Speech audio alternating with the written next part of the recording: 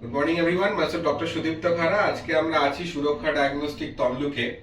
So আমাদের সাথে একজন এজেড পেশেন্ট আছেন, মিসেস পট্টনায়ক।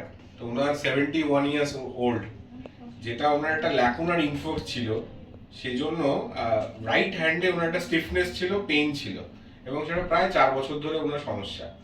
তো আমরা লাস্ট দুটো ট্রিটমেন্ট করেছি তমলুকে, আমাদের পুরনো পেশেন্ট উনি। তো এখন কেমন আছেন মা?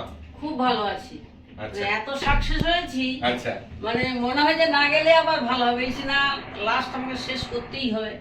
তো ওনার অনেক হাতটা, যেটা ওনার এখন ওঠান তো হাতটা, এটা উনি একদমই ওঠাতে পারছিলেন না, প্রচন্ড পেন ছিল, হাত উনি ওঠাতে পারছিলেন না, কোনো দিকেই উঠছিল না, না সামনে, সাইডেও ওনার কিন্তু, সাইডে তুলো, হ্যাঁ সাইডেও কিন্তু উঠছিল না।